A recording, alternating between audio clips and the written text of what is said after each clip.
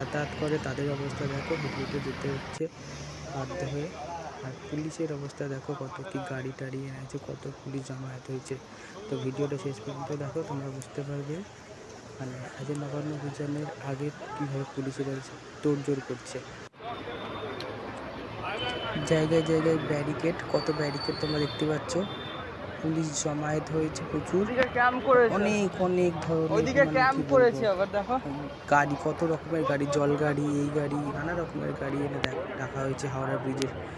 দেখো, দেখতেই পাচ্ছ পুলিশ জমায়েত হয়েছে। 1.5 তলা মানুষের হাইটে তোমার লোহার রেলিং লাগানো হচ্ছে, যাতে না কাউকে মানে হাওড়ার দিকে আসতে দেওয়া হয়। এটা কলকাতার দিকে হাওড়া ব্রিজের শেষ প্রান্তের ছবি, দেখতেই পাচ্ছ।